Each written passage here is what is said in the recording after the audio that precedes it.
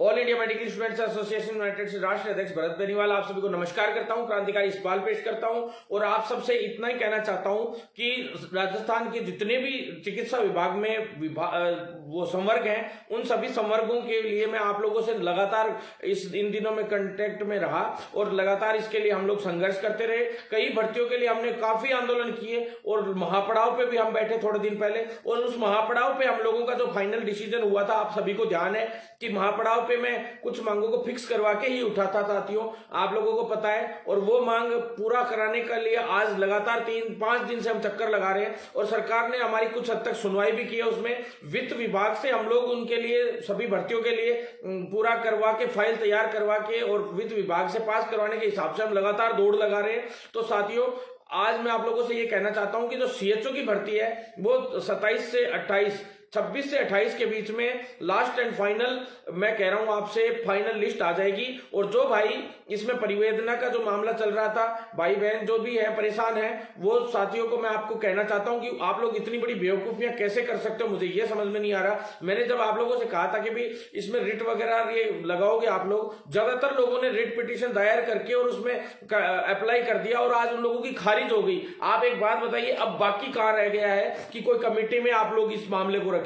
साथियों, कमेटी में जब इन सभी मामलों को हमने रख दिया, सारी बातें रख दी, उसके बाद आप लोगों ने खुद विभाग से उल्टा कर लिया। जो लोगों ने विभाग के अंदर, अब कोर्ट के अंदर जिन लोगों ने खारिज करवा दिया इन चीजों को, वो कमेटी में इन मामलों को रखने में दिक्कत नहीं होगी। अब आप लोग खुद सोचिए कि भाई जब न्यायालय में चलेंगे तो आप न्यायालय में लड़ लीजिए। साथियों, मैंने आपसे पहले भी कहा था कि रिजल्ट, फाइनल रिजल्ट आने से पहले अगर ये समाधान कर देते तो अच्छी बात, नहीं तो फिर कोर्ट में जाने का बनता है कि भाई हम लोगों की इसमें पूरी तरह से हटा दिया हम लोगों का। अभी तक आप लोगों का पूरी तरह से सस्पेंड, पूरी तरह से खारिज नहीं किया था इन्होंने, लेकिन अब ये दिक्कतें पैदा हो गई हैं। पर कोई दिक्कत नहीं है, मैं आप लोगों से निवेदन करना चाहता हूं कि जितने साथियों का जो भी है, कल कमेटी बैठनी है, कल फाइनली कमेटी बैठनी है साथियों। उस कमेटी के अंदर फाइनल डिसीजन हो जाएंगे। शाम से पहले आपके पास सारे मामलों में इसमें जो भी है होगा निर्णय, वो आ जाएगा। एक तो जाति प्रमाण पत्र वाले पे और हैंडीकैप्ड वाले पे, स्पोर्ट्स वाले पे, मूल निवास जो है, महिलाएं हैं जो उनके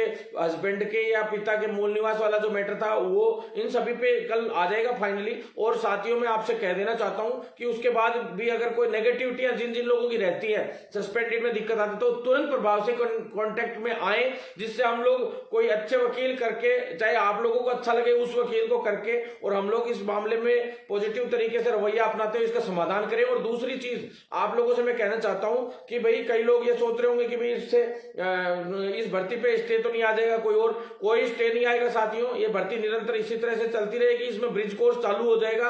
और साथियों, मैं आपसे ये कहना चाहता हूं कि भाई जो साथी जो सिलेक्ट हुए उनको हार्दिक शुभकामनाएं।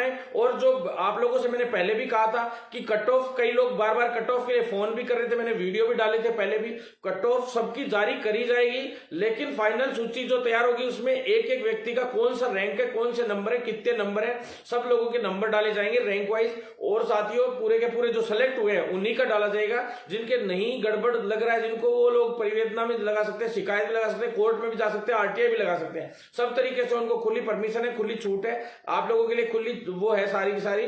दूसरी बात पे मैं आ जाता हूं कि आप लोग, सेकंड बात आ जाता हूं कि भाई 5500 के करीब जो वैकेंसियां हैं, उनकी मैंने कही थी कि 5500 के करीब वैकेंसियों के लिए हमारे महापड़ाव पे हम तभी उठे थे जब 5500 की एक विज्ञप्ति और जारी करने के लिए हमने कहा था कि भाई खाली पड़े उन पदों पे भर्ती निकाली है। तो 5500 की उन्होंने यस की थी, लेकिन साथियों मंत्री जी ने फिर से उसमें रोड़ा अटकाने का प्रयास किया है। जैसे पहले हमने एक 5500 की फाइल और करवाई थी, उसमें से 4000 एक तरफ और 1500 एक तरफ कर दी थी। 1500 बाद में लास्ट में इन्होंने जोड़ी थी 7810 में। तो वैसे ही वापिस जो 5500 की फाइल है उसमें 3500 की एक कर दी है और 2000 की एक, तो 3500 की तो फाइनल हमने करवा लिया। आज आप लोगों के लिए शुभकामनाएं देना चाहता हूं मैं कि लगभग तय हो गया है कि 3500 वैकेंसियां जो सीएचओ की है वो बहुत जल्द आप लोगों के लिए आने वाली है। मार्च लास्ट वीक या अप्रैल फर्स्ट वीक में आप लोगों के लिए उसके लिए विज्ञप्ति भी जारी हो जाएगी। और आप लोग साथ बनाए रखेंगे तो सब विज्ञप्तियां भी जारी होंगी, भर्तियां भी खूब निकलेंगी। इसी तरह से साथ बनाए रखें।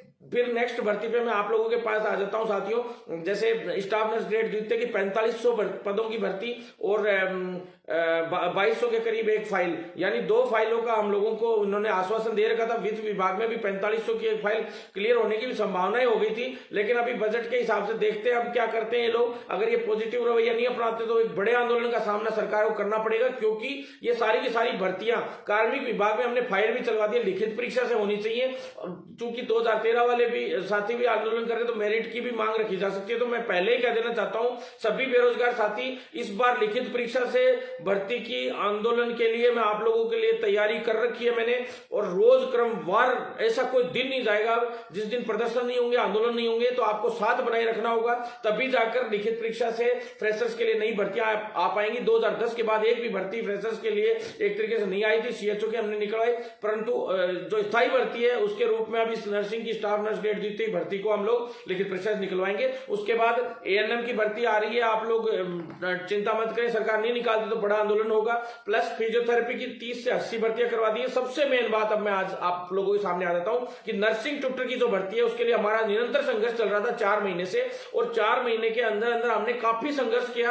काफी डेपुटेशन पे जो लगे हुए उन लोगों ने इसका विरोध भी किया, कर्मचारी संघों के थ्रू हमारे विरोध में आए वो लोग सामने कि भाई इस पे भर्तियां नहीं निकलनी चाहिए, नहीं निकलनी चाहिए। लेकिन नर्सिंग ट्यूटर की भर्तियां लगभग हम लोगों ने वित्त विभाग से भी फाइल क्लियर करवा ली है। 350 से 400 वैकेंसियां ऐसी हैं जिनको क्लियर कराने में हम सक्षम रहे हैं। आरयूएचएस के अंदर भी 46 भर्तियों के लिए professor, principal, assistant professor, associate professor और नर्सिंग ट्यूटर की सारी भर्तियां मिला के हम लोगों ने करवाने के लिए पूरी ताकत झोंक दी है साथियों। और आप लोगों से निवेदन करना चाहता हूं कि क्रमवार रोज आंदोलन होंगे।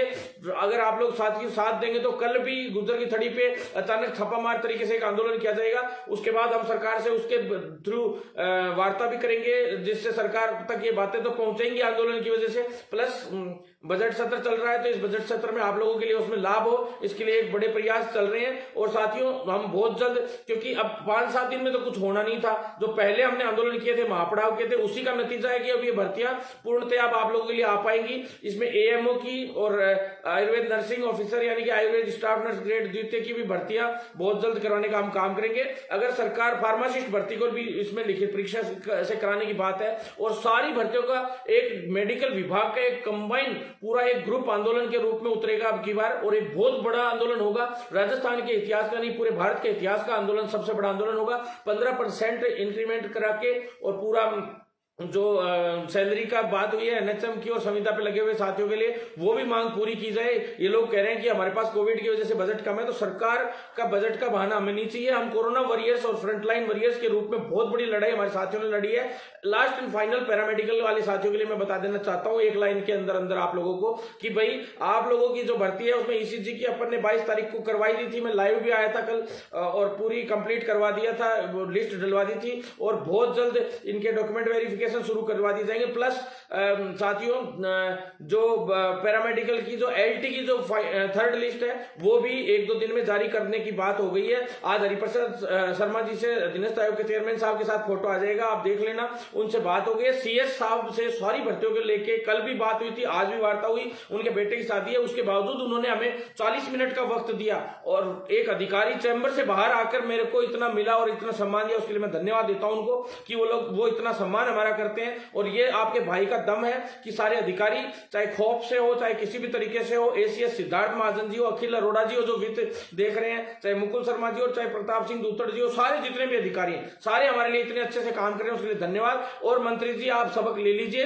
अन्यथा सरकार को बहुत बड़े विरोध का सामना इस उपचुनाव में भी करना पड़ेगा, और बड़े बड़े आंदोलन का सामना सरकार को करना पड़ेगा। सभी एएमओ और एमओ सभी भर्तियां टोटल अभी तुरंत प्रभाव से सरकार निपटाए, अन्यथा सरकार को बहुत बड़े आंदोलन का सामना करना पड़ेगा। धन्यवाद साथियों।